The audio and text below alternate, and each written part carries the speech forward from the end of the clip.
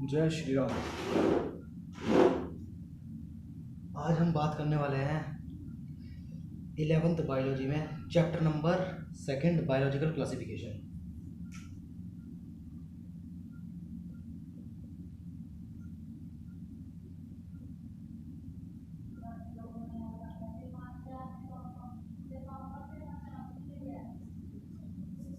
Biological classification means क्या हुआ? Biology मतलब study of livings, classification in livings की स्टडी को इजी करने के लिए क्लासिफिकेशन करना ज़रूरी हुआ। एनिमल को अलग रखा गया, एनिमल्स की कैरेक्टरिस्टिक पढ़ने के लिए प्लांट्स को अलग रखा गया, फिर एनिमल्स को भी डिवाइड किया गया, कोऑर्डेट कौन है, नॉन कोऑर्डेट, किस में रीढ़ की हड्डी है, किस में नहीं है, किस में वाइट ब्लड है, कौन अपना फूड प्रिपेयर कर लेता है, कौन नहीं करता है, कौन लोकोमोशन कर सकता है, किस तरह का डाइजेशन है। इन सब बेस पर क्लासीफाई करने की कोशिश की गई। और क्लासिफिकेशन से क्या होता है कि ऑर्गेनिज्म की स्टडी ईजी हो जाती है। तो बायोलॉजिकल क्लासिफिकेशन में सबसे पहले सारे के सारे ऑर्गेनिज्म जितने अर्थ के ऊपर इवॉल्व हुए या जिनका ओरिजिन हुआ, सबसे पहले 2 पार्ट में डिवाइड किया।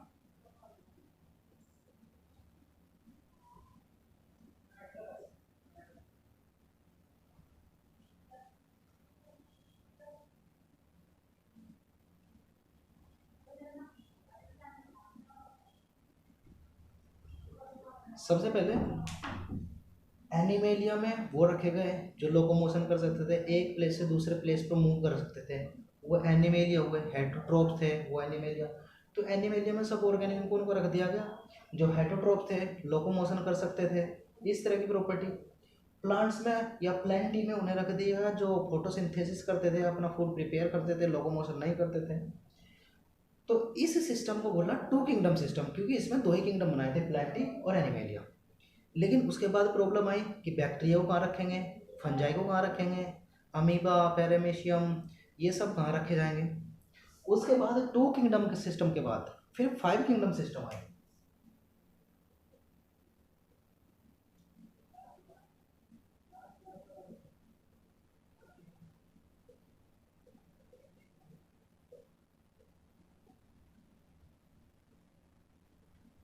R.H. वीटेकर, इन्होंने 5 किंगडम सिस्टम दिया। इनके अकॉर्डिंग 5 किंगडम क्या थे, 5 किंगडम वो कौन कौन से थे जिसमें सारे ऑर्गेनिज्म को क्लासीफाई किया गया।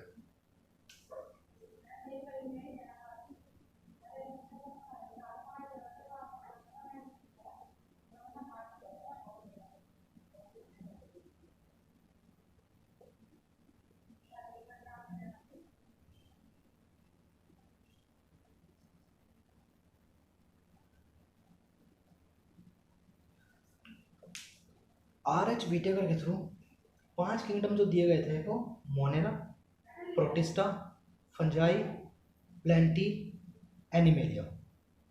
अब इनमें कौन कौन से ऑर्गेनिज्म रखे गए, एक थोड़ी सी बात मैं बताता हूँ, फिर उसके बाद डिटेल करते हैं। मोनेरा में वो सभी ऑर्गेनिज्म रखे गए हैं जिनके अंदर न्यूक्लियस नहीं था। जिनके अंदर न्यूक्लियस नहीं होता उन्हें क्या बोलते हैं, प्रोकैरियोटिक ऑर्गेनिज्म। तो जितने भी प्रोकैरियोटिक ऑर्गेनिज्म थे वो यहाँ रखे गए मोनेरा के अंदर, जिसमें सारे bacteria, cyanobacteria, blue green algae सब आ जाएंगे।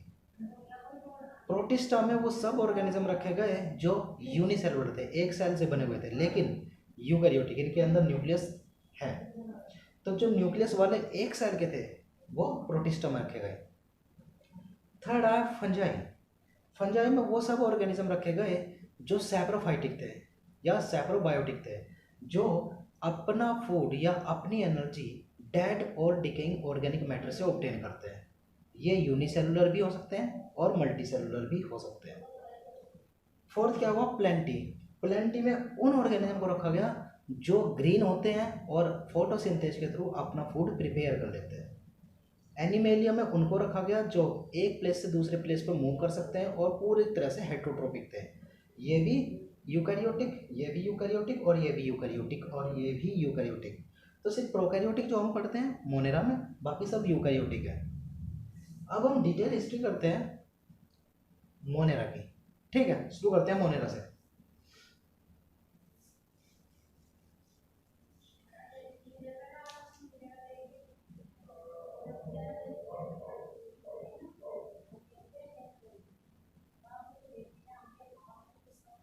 Kingdom Monera. खास बात इसकी,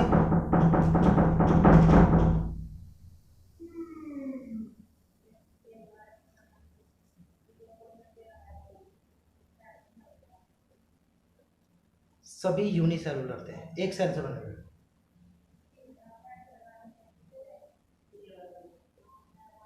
सभी प्रोकैरियोटिक, न्यूक्लियस नहीं है।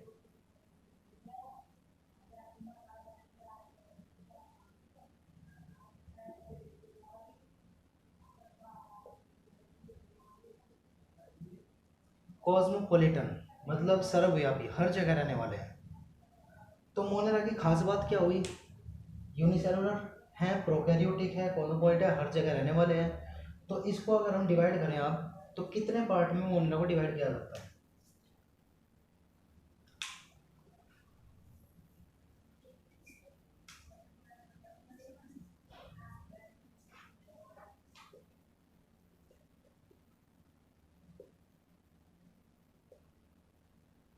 Archie bacteria,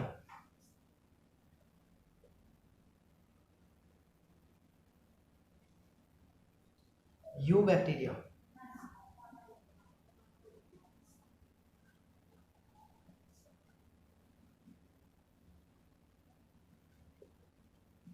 first type methanogen, दूसरा हेलोफिल्स,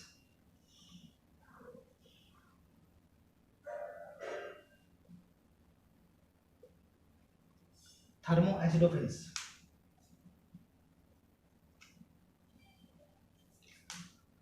अब आर्की बैक्टीरिया और यू बैक्टीरिया में डिफरेंस क्या है? आर्की बैक्टीरिया जब अर्थ इवोल्व हुई थी या अर्थ का ओरिजिन हुआ था, सबसे पहले आने वाले ऑर्गेनिज्म आर्की बैक्टीरिया थे। मतलब क्या हुआ? आर्की बैक्टीरिया वो बैक्टीरिया जो धरती पर सबसे पहले बैक्टीरिया थे, और क्योंकि उस टाइम पे अर्थ के ऊपर क्लाइमेटिक कंडीशन इतनी अच्छी नहीं थी कि ऑर्गेनिज्म रह पाए, इसलिए हम ये कह सकते हैं कि archaebacteria are those bacteria who lives in extreme habitat. जो बहुत ज़्यादा एडवर्स कंडीशन में रहने वाले बैक्टीरिया थे, वो आर्की बैक्टीरिया। तीन टाइप के हुए, मिथेनोजन, हेलोफिल्स, थर्मोएसिडोफिल्स। मिथेनोजन्स जो बैक्टीरिया थे वो मीथेन प्रोड्यूस करने वाले बैक्टीरिया थे।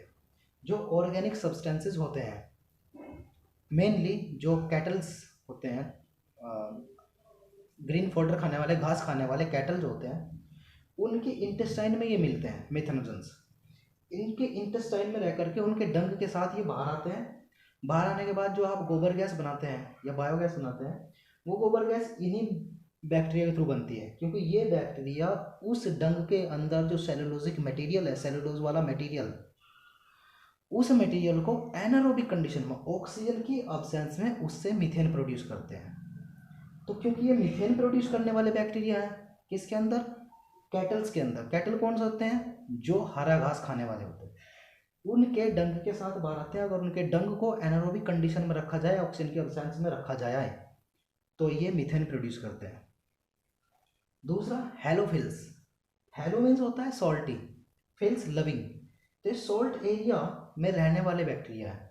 सॉल्टी एरिया में रहने वाले बैक्टीरिया जो हुए वो हेलोफिल्स हुए। थर्ड है थर्मोएसिडोफिल्स।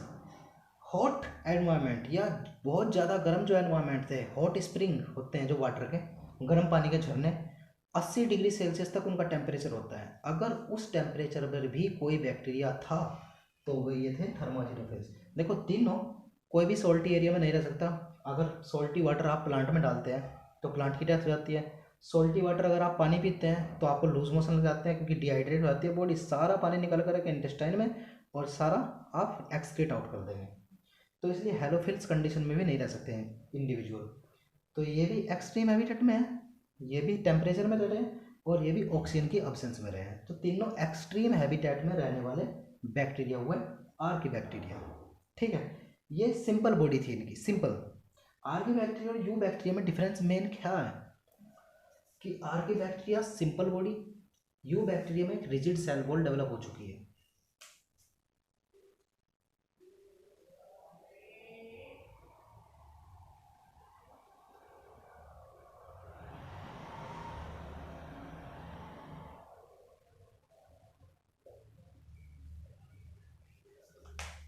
डिफरेंस क्या है आर्की बैक्टीरिया और यू बैक्टीरिया में? आर की बैक्टीरिया सिंपल बॉडी है, रिजिड सेल वॉल नहीं है, लेकिन यू बैक्टीरिया में रिजिड सेल वॉल आ चुकी है। और ये दो तरह के कहे जा सकते हैं। नंबर एक ऑटोट्रोपिक, नंबर दो हेटरोट्रोपिक। ऑटोट्रोपिक हम इनको इसलिए बोल रहे हैं क्योंकि ये अपने फूड के लिए किसी दूसरे ऑर्गेनिज्म के ऊपर डिपेंड नहीं करते। ऑटोट्रोपिक कुछ बैक्टीरिया ऐसे होते हैं जिनके पास जो क्लोरोफिल ए है वो होता है, जैसे दूसरे प्लांट के पास क्लोरोफिल ए होता है। ये क्लोरोफिल की हेल्प से ऑक्सीजन या जो सॉरी अपना फूड प्रिपेयर कर सकते हैं सनलाइट की हेल्प से। जब फूड प्रिपेयर कर लेंगे तो किसी के ऊपर डिपेंड नहीं है, तो इसलिए इनमें क्लोरोफिल ए मिलता है। इनमें जो एग्जाम्पल आते हैं वो साइनोबैक्टीरिया।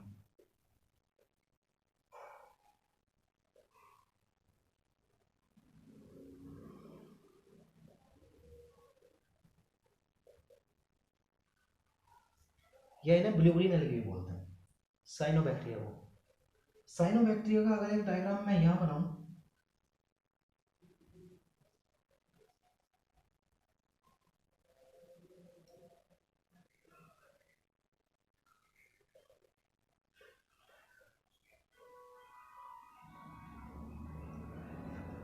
ये साइनोबैक्टीरिया हुआ जिसका नाम है नोस्टॉक।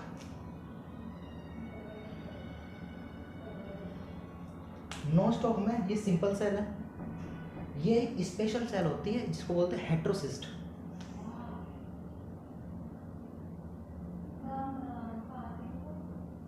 हेट्रोसिस्ट, इस हेट्रोसिस्ट की हेल्प से ये प्लांट जितने हैं नाइट्रोजन को फिक्स कर सकते हैं। नाइट्रोजन को फिक्स करते हैं इसलिए ये इम्पोर्टेंट भी हो गए। पैडी फील्ड जो चावल के खेत होते हैं उनमें पानी भर के रखते हैं, और पानी भरने के बाद उनमें नोस्टॉक आ जाते हैं, और नोस्टॉक की ये स्पेशल सेल जो हेट्रोसिस्ट होती है वो नाइट्रोजन को फिक्स करके उन प्लांट्स को देती रहती है। बाकी सेल्स फोटोसिंथेसिस परफॉर्म करती है, ये अपना खुद सेल्फ जो है डिपेंडेंट है, किसी के ऊपर डिपेंड नहीं करते। ब्लू ग्रीन एल्गी में नोस्टॉक, ऐसे ही एनाबिना भी होता है, नोस्टॉक हो गया। कुछ बैक्टीरिया ऐसे होते हैं, अच्छा ये क्या कह सकते हैं हम इसको, फोटो ऑटोट्रोपिक, क्योंकि सनलाइट की हेल्प से अपना फूड प्रिपेयर कर रहे हैं। दूसरे होते हैं कीमो ऑटोट्रोपिक। कीमो ऑटोट्रोपिक क्या होते हैं, इनऑर्गेनिक सब्सटेंसेस को, जैसे हाइड्रोजन सल्फाइड है, कुछ बैक्टीरिया हाइड्रोजन को अलग कर देंगे, सल्फाइड को अलग कर देंगे। जब हाइड्रोजन सल्फाइड के बीच के बॉन्ड टूट जाएंगे तो वहाँ से एनर्जी रिलीज होगी और उस एनर्जी को यूज़ कर लेंगे ऑटोट्रोपिक का सेकंड पार्ट।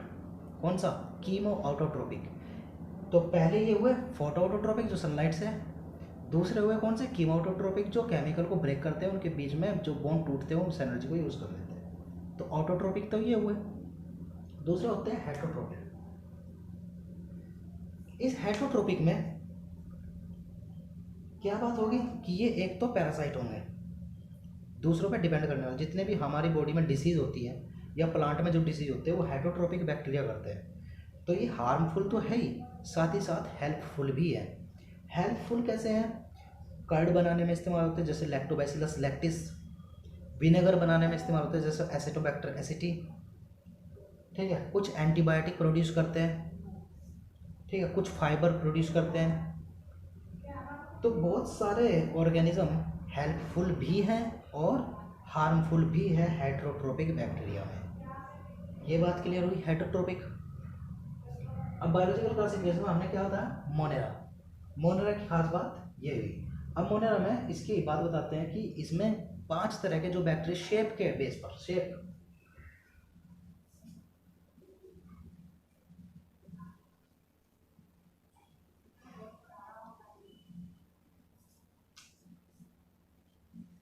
अगर राउंड शेप के बैक्टीरिया तो उसे बोलते हैं बैसिलस।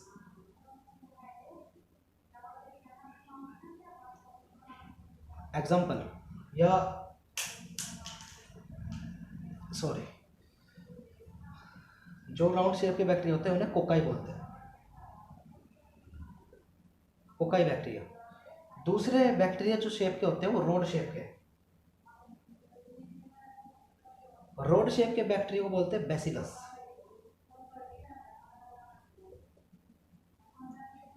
तीसरे टाइप के बैक्टीरिया है स्पाइरल,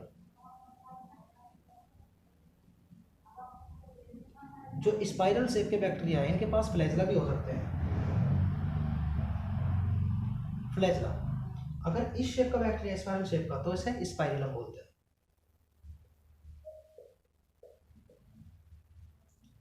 और चौथा जो बैक्टीरिया होता है शेप के बेस पर,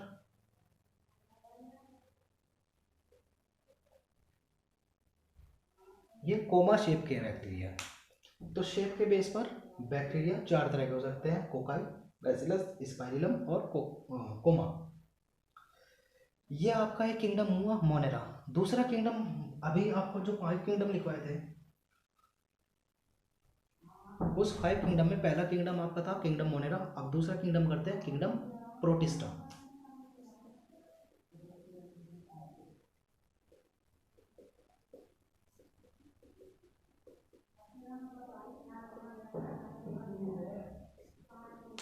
प्रोटिस्टा जो ऑर्गेनिज्म है वो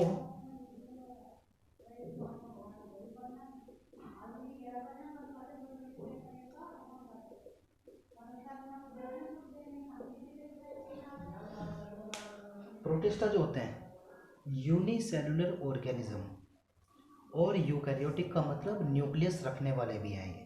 तो ट्रू न्यूक्लियस इनमें मिलेगा और सिंगल सेल के होंगे सारे प्रोटिस्टा के ऑर्गेनिज्म। अब इसकी क्लास है, कितने पार्ट में प्रोटिस्टा को डिवाइड कर सकते हैं। नंबर फर्स्ट क्लास है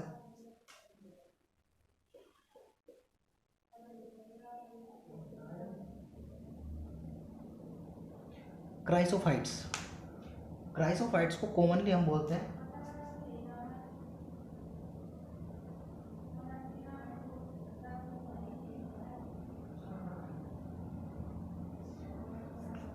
पहली बात है कि क्राइसोफाइट्स की ऐसे प्रोटिस्टा, इनको डायटम्स या गोल्डन एल्गी बोलते हैं, पहला पॉइंट।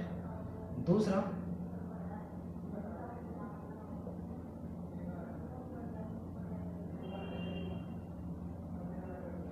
कि ज़्यादातर इनमें से क्राइसोफाइट्स के जो ऑर्गेनिज्म है या क्राइसोफाइट्स के जो मेंबर हैं उनमें ज़्यादातर फोटोसिंथेटिक होते हैं, ये अपना फूड प्रिपेयर कर सकते हैं। थर्ड पॉइंट, इनकी सेल वॉल एम्बेडेड रहती है, बंद रहती है सिलिका के अंदर।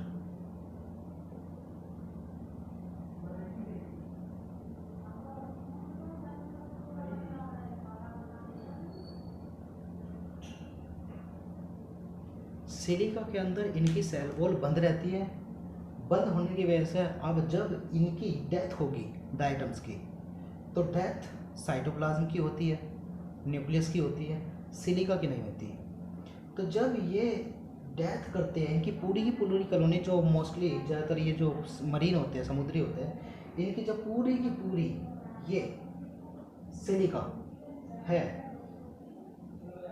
ये वहीं बची रह जाएगी, साइटोप्लाज्म खत्म हो जाएगा। इसलिए हम इसको बोलते हैं इंडेस्ट्रक्टिबल, इंडेस्ट्रक्ट नहीं किया जाता।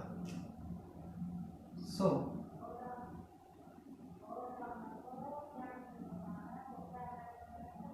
इंडेस्ट्रक्टिबल है ये। उसके बाद जब ये ऑर्गेनिज्म खत्म हो जाएंगे, डेथ हो जाएगी इनकी, तो ये सिलिका वहाँ बच जाएगी। इस सिलिका को बोलते हैं डाईएटोमेसियस अर्थ।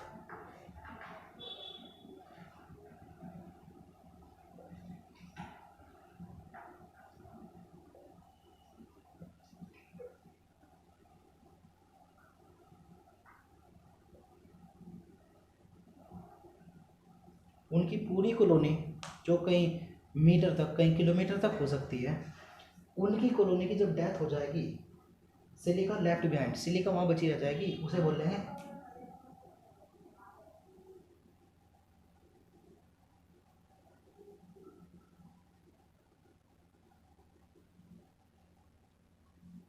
डाईएटोमेसियस अर्थ। इस डाईएटोमेसियस अर्थ का बहुत इस्तेमाल होता है ह्यूमन वेलफेयर के लिए, क्योंकि इसी डाईएटोमेसियस अर्थ की वजह से पॉलिश बनती है, जो आपकी पॉलिश बनती है शाइन करने के लिए ऑब्जेक्ट को। दूसरा, इसी डायटोमेसियस अर्थ से सिरप और ऑयल का फिल्ट्रेशन भी हो सकता है। तो diatomaceous earth can be use to filter oil and syrup, and it is also use to make polish. ये इसके इस्तेमाल हो जाएंगे क्राइसोफाइट्स के।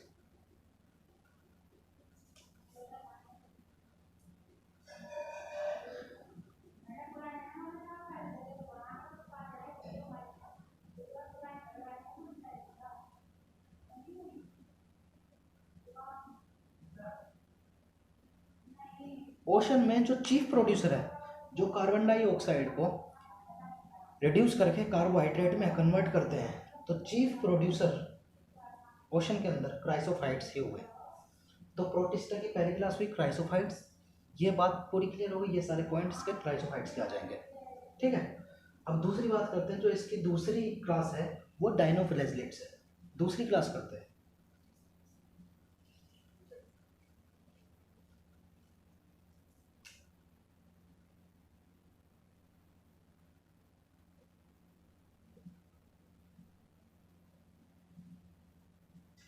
डाइनोफ्लैजेलेट से क्या सेंस आ रहा है? दो फ्लैजला वाले।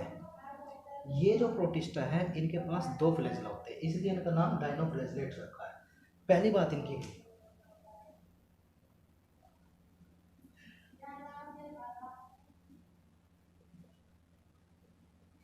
मोस्टली फोटोसिंथेटिक होते हैं इनमें भी।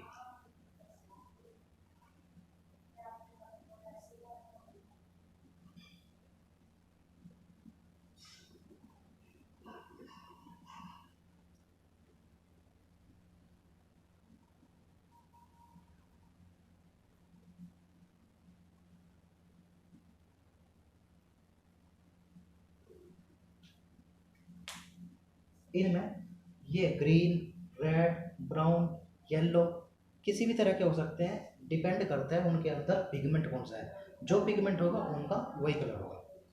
इसकी मेन बात,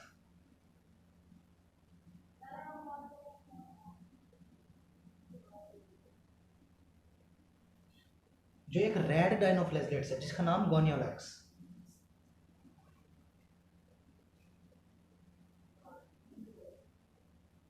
गोनियोलैक्स रेड एल्गी है, वो सॉरी रेड डाइनोफ्लैजेलेट्स। ये गोनियोलैक्स जब जो जिस पोर्शन में रहता है उसके अंदर ये सीक्रेट करता है एक टॉक्सिन।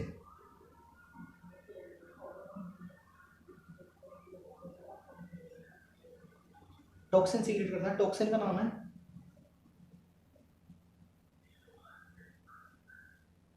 सेक्सीटोसिन। अब रेड डाइनोफ्लैजेलेट जो होते हैं जिसका नाम है गोनियोलैक्स, ये सीक्रेट करता है एक टॉक्सिन जिसका नाम है सेक्सीटोसिन। इस टॉक्सिन की वजह से जिस पानी में ये डाइनोफ्लैजेलेट्स, मेनली रेड डाइनोफ्लैजेलेट से रह रहा है, उस पानी के अंदर क्योंकि टॉक्सिन प्रोड्यूस हुआ है या टॉक्सिन सीक्रेट हुआ, उसकी वजह से अदर इक्वेटिक ऑर्गेनिज्म जो उस पानी में, दूसरे इक्वेटिक ऑर्गेनिज्म पानी में रहने वाले जीव, उनकी डेथ हो जाती है इस टॉक्सिन की वजह से। क्लियर? और इसी रेड डाइनोफ्लैजेलेट्स की वजह से उस समुद्र की लहरें या टाइड्स जो होती है रेड दिखाई देती है आपको, क्योंकि ये इतनी तेजी से मल्टीप्लाई करते हैं कि पूरा का पूरा सी रेड नजर आता है। रेड सी के नाम से आपने सुने होंगे। तो Red Sea is due to the red dinoflagellates. Clear है? इसके बारे में ये बात हुई। अब तीसरी जो क्लास होगी इसकी, प्रोटिस्टा की तीसरी क्लास, यूग्लिनोइड।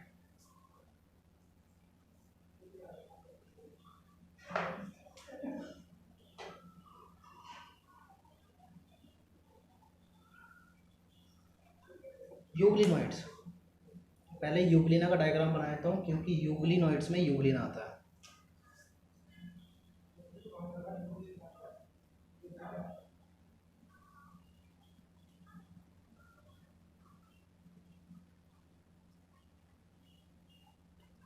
इस यूग्लिना में आप देख रहे हैं दो फ्लैजला है, one is long and one is short flagella.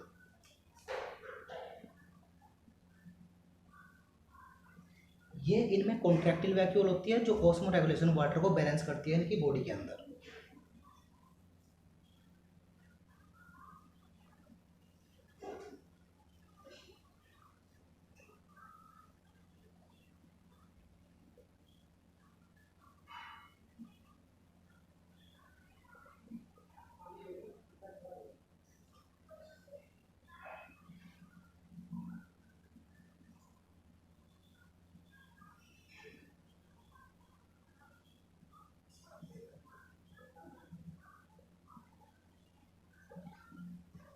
इसे आप थैलाकोइड कह सकते हैं, जिसमें ग्रीन पिगमेंट होता है।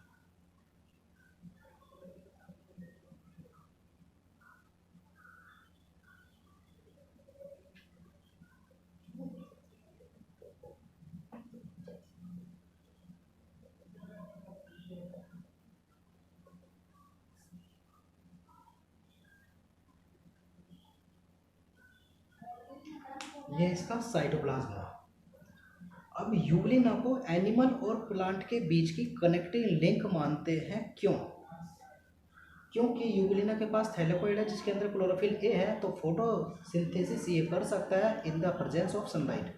अगर सनलाइट है तो ये फोटोसिंथेसिस करके अपना फूड प्रिपेयर कर लेगा, लेकिन अगर सनलाइट नहीं होती है तो ये एनिमल की तरह से फूड को कैप्चर करता है और फूड वैक्यूल के अंदर बंद करके उसका डाइजेस्ट करता है। तो इसीलिए हम इसको बोल सकते हैं कि एनिमल और प्लांट के बीच की कड़ी है। समझा जाता है कि एनिमल से प्लांट या प्लांट से एनिमल यहीं से डेवलप हुए हैं, यूग्लिना से। ठीक है, ये बात हुई यूग्लिनोइड की। खास बात क्या है यूग्लिनोइड में? ये सारी बात जितनी ये खास बात थी, इसकी सारी प्रॉपर्टी लिख देंगे तो आप यूग्लिनोइड का पूरा कर सकते हैं। यूग्लिनोइड अगर एग्जाम में आता है तो डायग्राम बना करके आप इसकी डिटेल लिख दें तो हो जाएगा काम। नेक्स्ट क्लास जो प्रोटिस्टा की है वो स्लाइम मोल्ड्स है।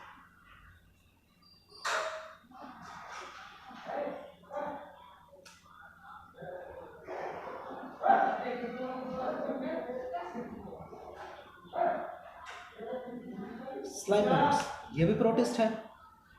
ये ऐसे प्रोटिस्ट हैं जो सैप्रोबायोटिक होते हैं। सैप्रोबायोटिक ये डिपेंड करते हैं डेड ऑर्गेनिज्म के ऊपर अपनी फूड एनर्जी के लिए।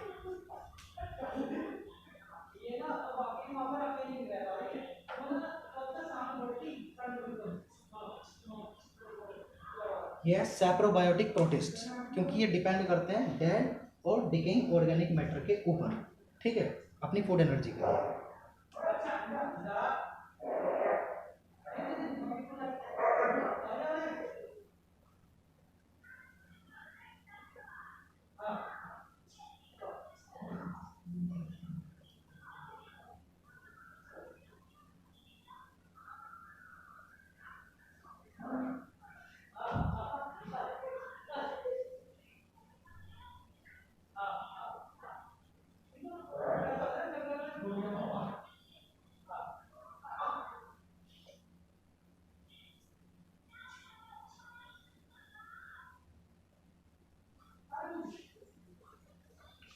जब फेवरेबल कंडीशन आती है तो फेवरेबल कंडीशन में ये एक जगह इकट्ठे हो जाते हैं, एग्रीगेशन बनाते हैं, उस इकट्ठे स्ट्रक्चर को बोलते हैं प्लाज्मोडियम।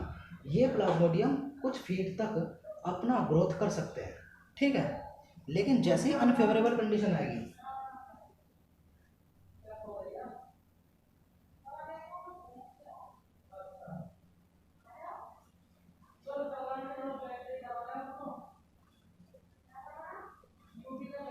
अनफेवरेबल कंडीशन में जो प्लाज्मोडियम है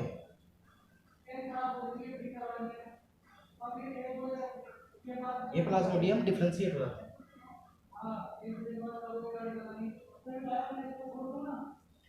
प्लाज्मोडियम अलग अलग हो जाएंगे और बनाएंगे फ्रूटिंग बॉडी।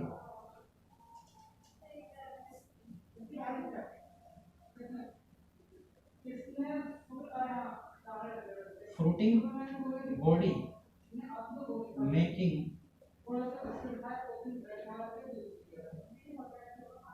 Making spore. जब अनफेवरेबल कंडीशन आएगी तो ये जो एग्रीगेशन था, इसका इकट्ठा हुआ स्ट्रक्चर था, ये अलग अलग होकर के फ्रूटिंग बॉडी बनाएंगे। फ्रूटिंग बॉडी बनाती है स्पोर्स।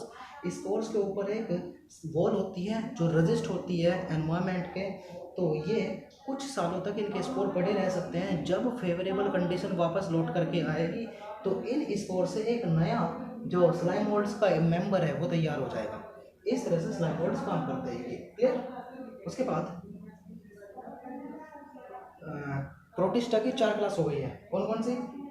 क्राइसोफाइट्स, दूसरा डायनोप्लेजेट्स, तीसरा यूग्लिनोइड्स, चौथा स्लाइमोइड्स और पांचवा होता है प्रोटोजोआंस।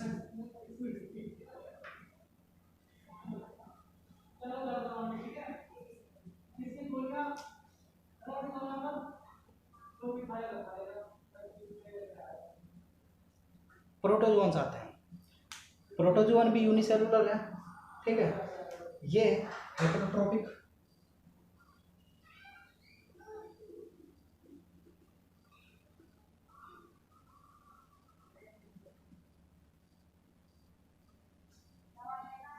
कुछ भी हो सकते हैं। हेटेरोट्रोपिक है, दूसरों पर डिपेंड करने वाले। प्रीडेटर भी है, शिकार कर सकते हैं अपने प्रे का।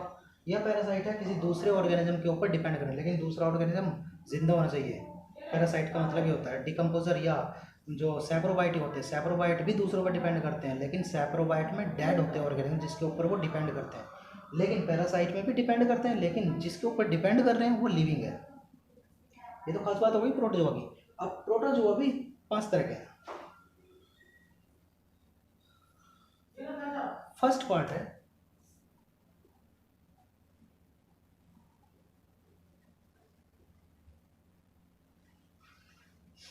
Amoeboid protozoa. अमीबॉइड प्रोटोजोआ में अमीबा आएगा।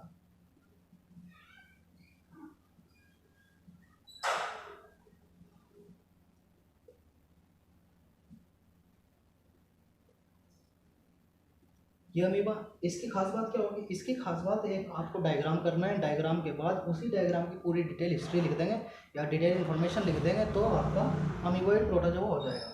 अमीबॉइड प्रोटोजोआ अमीबा आता है, और अमीबा के बारे में आपको पता है अमीबा की शेप कोई फिक्स नहीं होती, हमेशा ये शेप चेंज करता रहता है। जैसे आपका जेली जैसा मटेरियल हो और उसे आप किसी प्लेट में रख करके इधर करेंगे तो वो उधर चले जाएगा, इधर करेंगे तो वो उधर चले जाएगा।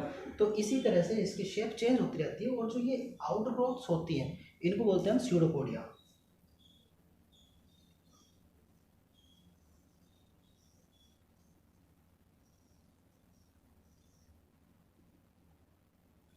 ये स्यूडोपोडिया, इसके अंदर ये साइटोप्लाज्म,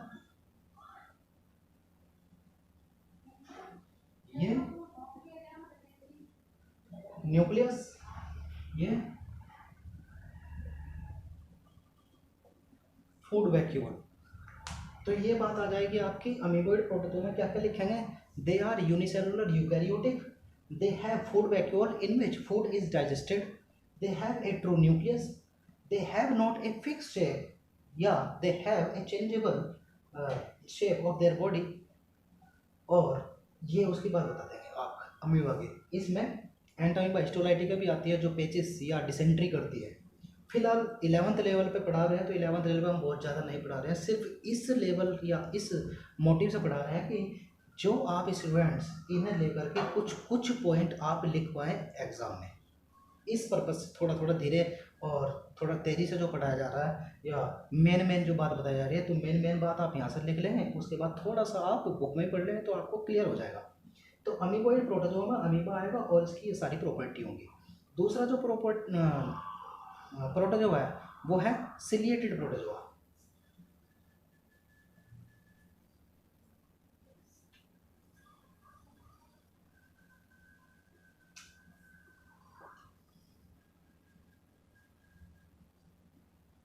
सिलिएटेड प्रोटोजोआ में आता है पैरामीशियम।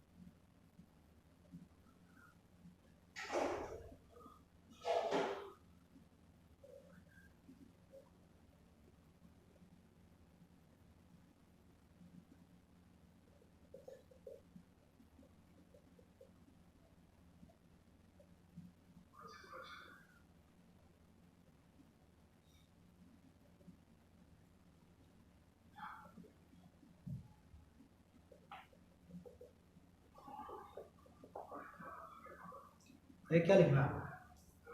सिलिएटेड प्रोटोजोआ में ये सिलिया नजर आ रहे हैं आपको, पूरी बॉडी के ऊपर सिलिया। दूसरा, ये सिलिया निचले वाले एंड पे कुछ बड़े हो जाते हैं, इस तरह के सिलिया को बोलते हैं कॉडल टफ्ट।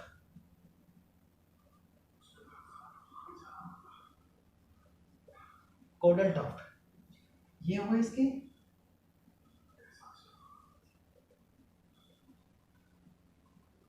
कॉन्ट्रैक्टाइल वैक्यूल दो होती है जो वाटर को बैलेंस करती है, या ऑस्मो रेगुलेशन कह सकते हैं। दो न्यूक्लियस इसमें, एक बड़ा एक छोटा। बड़े न्यूक्लियस को बोलते हैं मैक्रो न्यूक्लियस, छोटे को बोलते हैं माइक्रोन्यूक्लियस।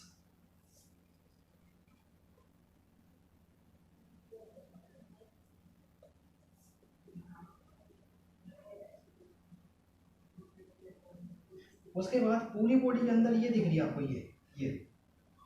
ये प्रोटीन की एक रिच लेयर होती है जिसे पेलिकल बोलते हैं।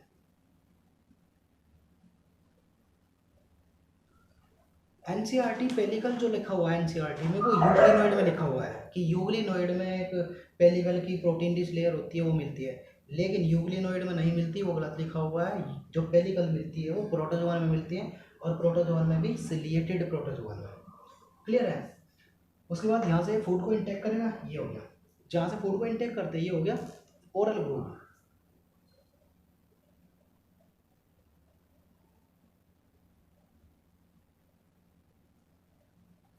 और इसको गलट भी कह सकते हैं। उसके बाद ये फूड वैक्यूल हो गई।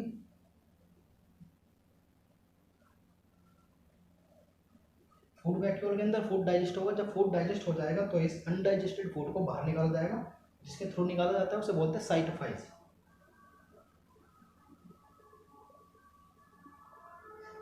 ये इसका साइटोफाइज हुआ। तो इस तरह से आप इसकी पूरी हिस्ट्री या उसकी पूरी डिटेल सिलिएटेड प्रोटोजोआ डायग्राम के साथ लिख देंगे तो आपको आराम से मार्क्स गेन हो जाएंगे। अब सिलिएटेड प्रोटोजोआ के बाद हम जो बात करेंगे वो फ्लैजिलेटेड प्रोटोजोआ की बात करेंगे। ये क्लियर हो गया।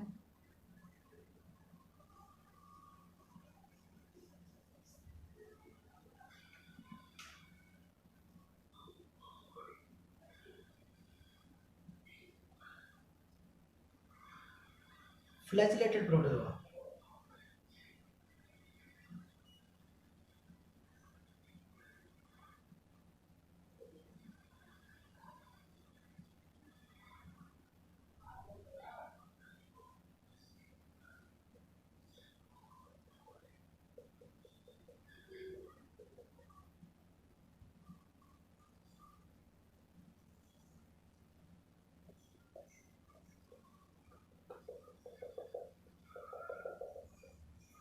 ये फ्लैजिलेटेड जो प्रोटोजोआ है जिसका नाम है ट्रिपेनोसोमा।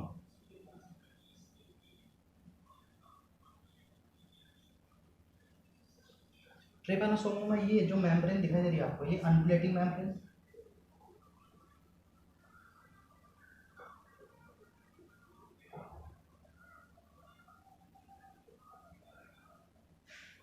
ये फ्लैजिला, ये साइटोप्लाज्म, ये न्यूक्लियस। ये हो जाएगा। इनमें अल्टरनेटिंग मेम्ब्रेन होती है, एक फ्लैजिला होता है, एक न्यूक्लियस होता है। इनमें मोस्ट जो कॉमनली जाना जाता है वो है ट्रिपेनोसोमा गैम्बियंस, जो स्लीपिंग सिकनेस करता है। स्लीपिंग सिकनेस एक डिसीज है जिसमें सोने में प्रॉब्लम होती है, स्लीपिंग ट्रबल होती है। तो ये एक अफ्रीकन डिसीज है मोस्टली। ठीक है, सिलिएटेड प्रोटोजोआ में ये आएगा। उसके बाद बात करते हैं स्पोरोजोअन्स की।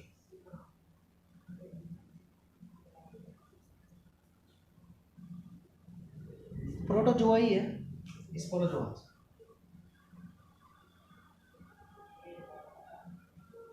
स्पोरोजोअन्स में ऐसे प्रोटोजोआ आएंगे जो स्पोर्स बनाते हैं। जैसे ये प्रोटोजोआ है जिसका नाम है प्लाज्मोडियम वाइवेक्स।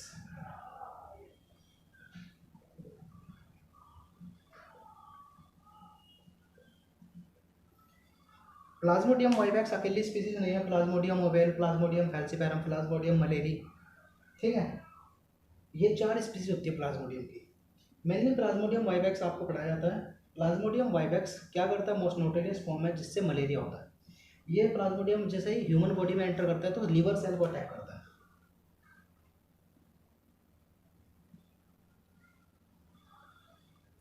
ये लीवर सेल को अटैक कर रहा है। उसके बाद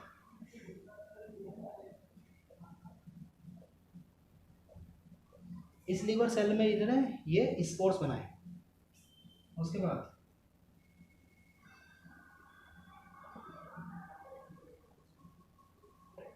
इस तरह से फिर से ये जो प्लाज्मोडियम का जो स्पोरोजोइट था, इसे स्पोरोजोइट बोलते हैं। जो इन्फेक्शियस स्टेज होती है ह्यूमन में उसे स्पोरोजोइट कहते हैं। फिर ये स्पोरोजोइट लीवर सेल को अटैक करता है, लीवर सेल में स्पोर्स बनाता है। स्पोर बनाने के बाद फिर यहाँ से जो निकलते हैं उन्हें क्रिप्टोजोइट्स बोलते हैं। लीवर सेल को निकल करके क्रिप्टोजोइट्स बनाएंगे। अच्छा, मलेरिया में जब ये लीवर सेल को अटैक करते हैं, क्योंकि लीवर सेल की रिजनरेशन पावर बहुत ज़्यादा है, कोई प्रॉब्लम नहीं होती जब तक लीवर में हो। प्रॉब्लम कब आनी शुरू होती है, तब ये क्रिप्टोजोइट्स लीवर की सेल से निकल करके आरबीसी को अटैक करते हैं।